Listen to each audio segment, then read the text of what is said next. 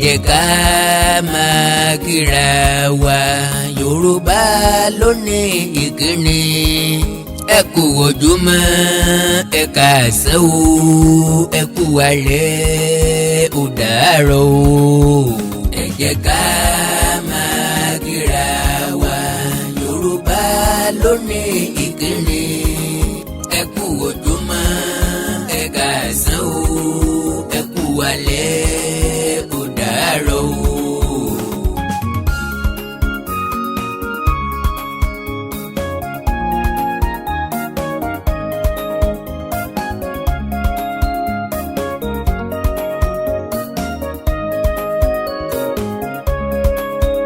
Ẹni tó bímọ ẹ kú ewu ọmọ ẹ kú ìṣeré ẹ kú àríyá oyè àmọ́rí fẹ́ni tó joyè o obìnrin yá kúnlẹ̀ o ìdọ̀bálẹ̀ làwọn káwọn tó jù wá lọ. Ẹ jẹ́ ká máa kíra wa Yorùbá ló ní ìkíni. Ẹ kú ojúmọ́ ẹ káàsán o alẹ́ ó dàárọ̀ o. Tẹnitẹni ìkísà lọ́la tán ẹlẹ́nu rírùn lọ́la mọ̀ ìyá ẹ̀ oníṣu ń jẹsọ ẹ̀ lọ́sẹ̀nu yánganyangan àti iṣu àtẹnuṣe bóun ló ní nǹkan ẹ̀. Ó yẹ ká máa sọ nípa èdè àti àṣà Yorùbá. Ṣé Yorùbá ní ilé láti kọ́ ẹ̀ sọ́rọ̀dẹ ọmọ ò ní bá pèlè ìyá ẹ̀ kó sí aṣọ dá wọn ò ní gbé ní níṣọ ewúrẹ́ ká lọ sí tàgùntàn lọ́jẹ̀ bọ́mọ ọjọ́ ṣòkòtò yọjọ́ kíjìpá ẹni obìnrin làájọ.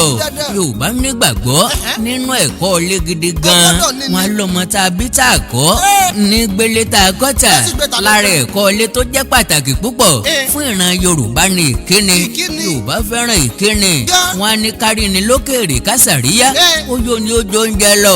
Mo fẹ́ràn Yorùbá gidi gan wọn á ní ìkíni nìjẹ́ni ìsọ̀rọ̀ ní gbèsè ìsúnkúnṣe nìgbètè gangan ni Yorùbá bá kí èèyàn tí ò dáhùn dáadáa ọmọ bí wọ́n ń nú jọjọ wọn á ní ọ̀pọ̀ èèyàn lákòótáàkì ẹni àtúnkì òtún tara jẹ́rin ni mo fi ní bàbá kọ́kọ́ dénú ilé kan ìyáálé ilé là á kọ́kọ́ kí ẹlẹ́gbẹ̀rin ìgbákọ ojúlówó ọmọ Yorùbá kan ò ní lajú ayé kọ́ má lè kí gbogbo ilé káríkárí níbi tí Yorùbá ti pé èèyàn wá láti lè rí inú wọn á ní kò síbi tó ti rí ọ tí ò ní kí ọ ó mà pọ́n lè èèyàn ṣe púpọ̀ ìran Yorùbá wá pé ìkíni sí ìpele ṣé ìpele lásán àlùbọ́sà ètò níyan gan tó máa tiẹ̀ bí nǹkan bá ti ṣẹlẹ̀ àti bí àsìkò bá ti rí ni Yorùbá ti kíni kò sóhun tí ò ní kíkí ńlẹ̀ Yorùbá kò sí àsìkò tí Yorùbá kì í kíyàn ẹ kú ìdájí ni bí Yorùbá bá rí ọ lọ́wọ́ ìdájí bójú bá ti ń mọ́ tá a ti ń rí là ọwọ́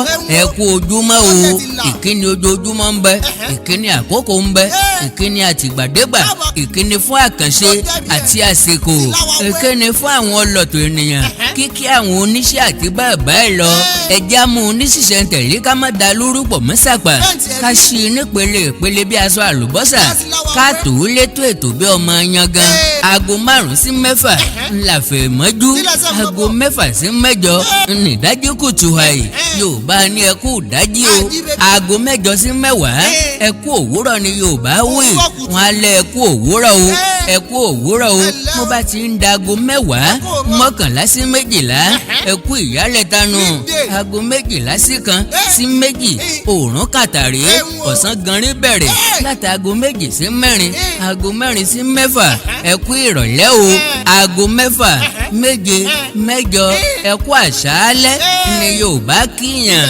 alẹ́ bẹ̀rẹ̀ láti aago 8 sí 10 10 sí 12 àti wà lọ́wọ́ òru 12 sí aago 2 lọ́gànjọ́ àjìnláwà látàgò 2 sí 4 àtòru àtọ̀gànjọ́ àtàjìn ọwọ́ òru ni mẹ́tẹ̀ẹ̀ta bí ṣe ń pẹ́ sí làkókò àti kékeré wọn ò bára mu jíjí tọmọ Yorùbá bá ti ń lajú sáyé ẹni ọba ti kọ́ lajú rí dandan ni kó kí i yálà ó kéré jù ú tàbí ó jù ú lọ lọ́jọ́ orí gbogbo ẹbí àkọ́kọ́ kíra wọn kárí kí wọ́n tó bẹ̀rẹ̀ iṣẹ́ òòjọ́ ní ṣíṣe. baálé ilé nìkan ní kẹ̀tẹ̀ǹfẹ̀ sí kọ̀bì àtọmọ àtìyàwó wọn kọ́kọ́ wá kí baba yóò sì súre òwúrọ̀ fún oníkálukú wọn. ìran Yorùbá kì í dìgbàró kí òbe wọn. ọmọkùnrin ó dọ̀bálẹ̀ gbalaja tí yóò fi ìgbọ́ndò kanlẹ̀. ọmọbìnrin á kúnlẹ̀ rẹ́múrẹ́mú orúnkún ẹsẹ̀ méjèèjì. bí baba tàbí ìyá ò bá sì dákẹ́ kíkí wọn ò tí ì gbọ́dọ̀ dìde. ìyàwó á kúnlẹ̀ kí ọkọ rẹ̀ ní kì í sàwọn tòde ìwòyí tí fìpá jí ọkọ wọn lórí ibùsùn. yàtọ̀ sí àwọn ọmọ good morning daddy good afternoon mọ́mì wọ́n ti kí òbí wọn náà nù o. kò sí dọ̀bálẹ̀ ìkúnlẹ̀ ò sí. àwọn aláìnírònú àgbà kan tiẹ̀ ní ẹ má dọ́wọ́ ọlá tẹ́lẹ̀ ọwọ́ ọlá wèrè wo. ìbọ̀wọ̀ fàgbà ṣe pàtàkì ní jẹ́ kí wọ́n pẹ́ láyéláyé àtijọ́. kì í sí àfojúdi ìyá tàbí bàbá ẹni kọ́ nìkan là á dọ̀bálẹ̀ kí. gbogbo ẹni ó bá ti jóni lọ́nà ọmọrú wa lára títí tá a fi dàgbà. àwọn òbí wa ò kí wa wọn ò kí wa lóríkì. ǹlẹ́ o Àjíkẹ́ Àṣàkẹ́ Àkànní jí dáadáa bí o. Àkànmú okú iṣẹ́ àná ìwọ náà ọ̀rọ̀ ọmọ ránṣẹ́. Àkànní dáadáa kọ́ ló jí bí. àwọn ìyá wa ní foríkì ìdílé kì wá. ọkọ mi sáàjí dáadáa. èkó yí ẹ̀sọ́ ọmọ àgbọ̀n yàn ọmọ agúnnugún orí àkó ọmọ àkàlà lọ́rùn ó sè ọmọ tẹ̀ǹtẹ̀rẹ́ orí ìrókò ọmọ kànnàkànnà orí oro. ǹlẹ́ o ègùn ànùmí ọmọ ẹranko àgán ọmọ pamí pẹlẹbẹ ń kúran gbọ̀ndàn. mo bá wọn bàbá yín lóòsà ègùn ànùmí ọmọ oyè oko. ànùmí ọjà lè rí ojú olóko níṣe mú tí ó jẹ òní ọ̀sán wá o. tàbí ọkọ mi ará Ìrúwà ará Ògúnmọ̀ṣọ́ ọmọ yahoo yakin ọmọ gbàgèlè àṣà ń gbàgèlè àṣà.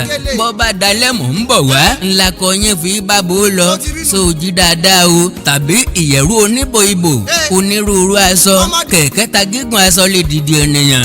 ìyẹ̀rú ọlọ́fà mẹ́jọ ọlálọ́mí ọmọ abísojó kọ ìjàkadì kátàkìtì lóru tọ̀fà.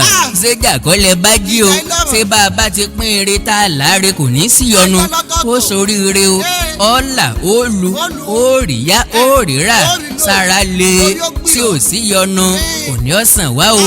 bí wọ́n sùn lálẹ́ kíkí pẹ̀lú oríkì yìí náà ni ẹ jẹ́ ṣe é nípele ìpele kó má bàa dàpọ̀ mọ́ra wọn. á pàdé lápá kejì ìkíni Yorùbá ẹ̀jẹ̀ a máa kíra wa. Àkàndá alóró ọ̀rọ̀ lẹ́nu bíi tẹ́jọ́. ẹ láìkì kẹ́ ẹ fọ́lọ̀ péèjì mi lórí Facebook Àkàndá ọ̀rọ̀ Awíkonko. ẹ sọ̀scribe sí YouTube channel mi Àkàndá ọ̀rọ̀ Awíkonko live. ẹ wá Èdè Yorùbá TV ìkórìtà kò yé mi oríkì Yorùbá TV akọ́mọlédè Yorùbá TV òwe Yorùbá TV àṣà Yorùbá TV àti bẹ́ẹ̀ bẹ́ẹ̀ lọ. tẹ́ bá wá ní nǹkan pàtàkì tẹ́ fẹ́ bá mi sọ ẹ jẹ́ á sọ̀rọ̀ lórí WhatsApp +1 937 969 0257 +1 937 969 0257. èdè àti àṣà Yorùbá ò ní parun. àjùwà ṣe o.